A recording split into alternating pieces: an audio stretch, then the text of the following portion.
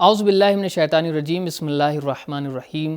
السلام علیکم ناظرین، آپ تمام عاشقان قرآن کو تفسیر سورہ توبہ کے اس ایپیسوڈ میں خوش آمدید کہتے ہیں۔ ابھی تک ہم نے سورہ توبہ کی 36 آیتوں کی تفسیر کو جان لیا ہے۔ انشاءاللہ آج کے اس ایپیسوڈ میں مزید 3 آیتوں کی تفسیر کو جاننے کی کوشش کریں گے، جس میں ہمیں جانیں گے کہ مشرکین کی گمراہی کا سبب کیا ہے۔ تو آئیے اس کی تفسیر کو جاننے سے پہلے تلاوت اور ترجمے کو سنتے ہیں۔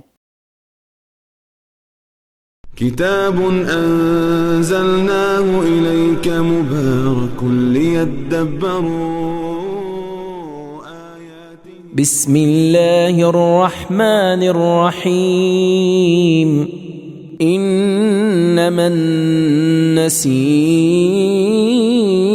زیادة فی الكفر یضل به الذین کفروا یحلونه عاما ويحرمونه عاما ليواطئوا عدة ما حرم الله فيحلوا ما حرم الله زين لهم سوء أعمالهم والله لا يهدي القوم الكافرين۔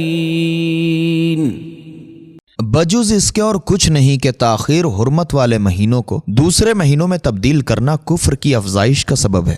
اس ذریعے سے کافر گمراہ ہوتے ہیں۔ وہ 1 سال اپنے مفادات و مصالح کے لیے جنگ کو حلال سمجھتے ہیں اور 1 سال میں حرام سمجھتے ہیں، تاکہ وہ اس ذریعے سے وہ حرمت والے مہینوں کی تعداد کو پورا کر لیں۔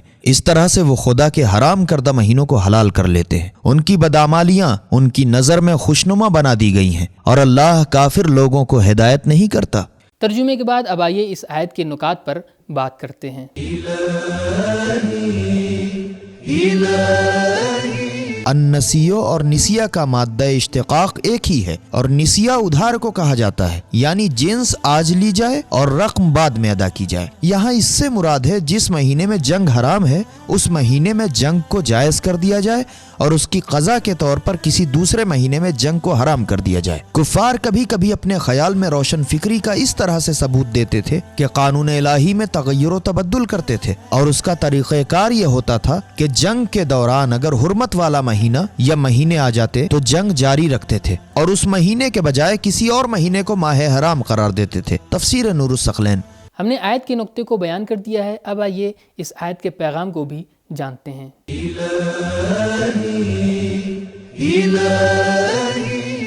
نمبر 1، اسلامی مقدسات کا احترام کرنا چاہیے، اور قانون الہی میں خود ساختہ تبدیلی کفر ہے۔ انما النسیء زیادۃ فی الکفر۔ بات صرف 4 مہینوں میں جنگ بند کرنے کی نہیں ہے، جنگ بندی کے لیے وہ 4 مہینے اہم ہیں جن کو خدا نے محترم بنایا ہے۔ نمبر 2، کفر کے بھی درجے اور مراحل ہیں، زیادۃ فی الکفر۔ نمبر 3، کفار کی گمراہی کا ایک سبب یہ بھی تھا کہ یہ اپنی مرضی سے مہینوں میں رد و بدل کرتے تھے، یضل بہ۔ نمبر 4، خدا کے احکام و قوانین میں منمانی تعویل و تفسیر عوام کے انحراف کا ایک سبب ہے، یحلونہ عاماً۔ نمبر 5، دور جاہلیت کے اعراب اگرچہ مہینوں میں رد و بدل کرتے تھے لیکن ان کے زمانے کی مقدار کے قائل تھے، لیواطئوا عدۃ ما حرم اللہ۔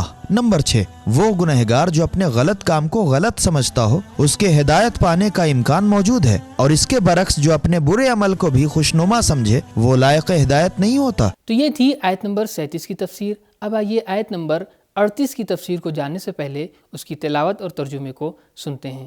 بسم اللہ الرحمن الرحیم یا ایہا الذین آمنوا ما لکم اذا قیل لکم انفروا فی سبیل اللہ اثاقلتم الى الارض أرضيتم بالحياة الدنيا من الآخرة فما متاع الحياة الدنيا في الآخرة إلا قليل۔ اے اہل ایمان، تمہیں کیا ہو گیا ہے کہ جب تم سے یہ کہا جائے کہ اللہ کی راہ میں جہاد کے لیے نکلو تو بوجھل ہو کر زمین پر گر پڑتے ہو؟ کیا آخرت کے عوض تم نے دنیاوی زندگی پر قناعت کر لی ہے، جبکہ دنیاوی زندگی کا ساز و سامان آخرت کے مقابلے میں انتہائی قلیل ہے۔ ترجمے کے بعد اب آئیے جانتے ہیں کہ اس آیت کے نکات میں کیا باتیں بیان کی گئی ہیں۔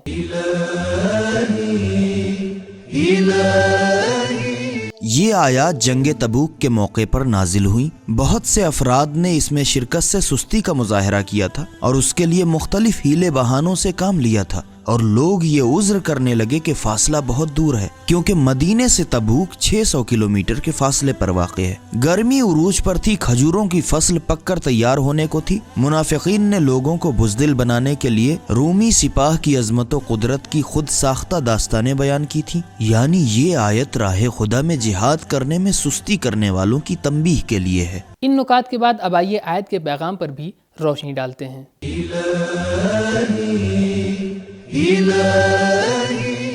نمبر 1، کبھی اہل ایمان بھی خدائی مواخذہ اور تنقید کا نشانہ بنتے ہیں۔ یا ایھا الذین آمنوا ما لکم۔ نمبر 2، مسلمانوں کے لیے ضروری ہے کہ وہ ہر وقت جنگ کے لیے ذہنی طور پر آمادہ ہوں۔ سردار لشکر کون ہے اس کا جاننا زیادہ اہم نہیں ہے۔ نمبر 3، دنیا اور مادیات سے دل لگی انسان کو زمین و خاک سے جدا ہونے میں مانع ثابت ہوتی ہے اور انسان کو منزل کمال تک پہنچنے سے روک دیتی ہے۔ اثاقلتم، دنیا طلب کوتاہ ہمت ہوتا ہے۔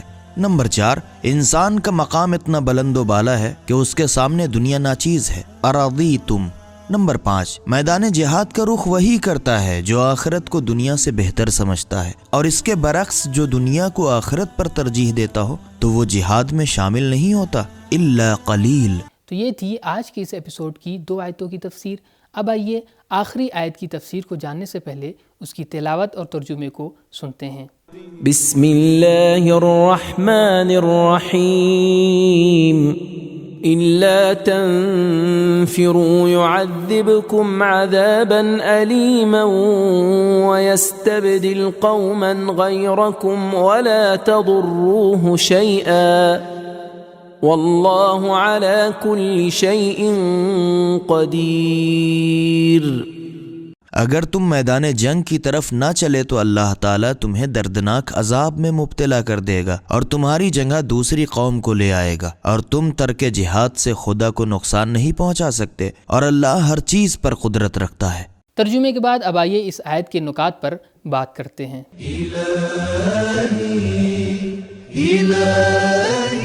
اس آیت اور سابقہ آیت سے 8 طریقوں سے مسئلہ جہاد کی تاکید کی گئی ہے۔ مثلاً فرمایا کہ تم تو مومن ہو، پھر یہ سستی کیوں؟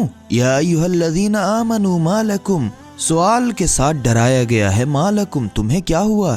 جبکہ جہاد تو اللہ کی راہ میں ہے، فی سبیل اللہ، اور تمہیں چلنے کا حکم بھی مل چکا ہے۔ انفروا عذاب کا اشارہ بھی ہے، یعذبکم بحیثیت قوم مٹ جانے اور دوسری قوم کے عروج پر آنے کی دھمکی بھی ہے۔ یستبدل، اور ترک جہاد کی وجہ سے خدا کو نقصان نہیں پہنچایا جا سکتا۔ تضروہ، آخرت میں قدرت الہی کی تہدید بھی موجود ہے۔ واللہ علی کل شیء قدیر، بعض روایات میں بیان کیا گیا ہے کہ اللہ تعالیٰ نے قومن غیرکم کی جو پیشگوئی کی ہے، اس سے ایران و یمن کے لوگ مراد ہیں جو دین خدا کی مدد کے لیے قیام کریں گے۔ تفسیر نمونہ و کنز الدقائق۔ اور یہ سچ ہے کہ ایرانی مسلمانوں نے جتنی خدمت دین کی ہے شاید ہی کسی اور نے کی ہو۔ نکات کے بعد اب آئیے آیت کے پیغام پر روشنی ڈالتے ہیں۔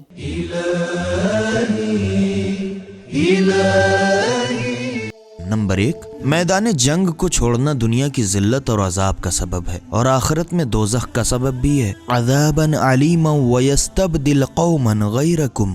نمبر 2، ہماری جگہ اللہ اور قوم کو لانے پر قدرت رکھتا ہے، وہ جس لمحہ یہ ارادہ کرے گا ایسا ہی ہوگا، یستبدل۔ نمبر 3، حرکت کو چھوڑنے اور سستی اختیار کرنے کا نقصان ہمیں ہی پہنچتا ہے، نہ کہ خدا کو۔ لا تضروہ شیئا، ہماری سستی اور کاہلی کی وجہ سے دوسرے لوگ ہماری جگہ لے لیں گے۔ نمبر 4، ازل سے سنت الہی یہی رہی ہے کہ جب کوئی قوم عمل سے فارغ ہو جاتی ہے تو اللہ اس قوم کی جگہ دوسری قوم کو لے آتا ہے۔ یستبدل فعل مضارع ہے جو کہ استمرار پر دلالت کرتا ہے۔ نمبر 5، خدا کی لامتناہی قدرت دوسروں کو ہماری جگہ لانے کا سبب بنتی ہے۔ یستبدل علی کل شیء قدیر۔ نمبر 6، جس ذات کے پاس لامتناہی قوت ہو اسے کوئی بھی ضرر نہیں پہنچا سکتا۔ ولا تضروہ علی کل شیء قدیر۔ تو یہ تھا ہمارا آج کا پروگرام۔ ہمارے اس پروگرام کو آپ بھی دیکھیں، اپنے دوستوں کو بھی شیئر کریں اور اپنے سماج کو قرآنی سماج بنانے میں ہماری مدد کریں۔ انشاءاللہ اگلے ایپیسوڈ میں پھر ملاقات ہوگی، تب تک کے لیے شکریہ۔ خدا حافظ۔ سبیل قرآن، ہدایت کا راستہ۔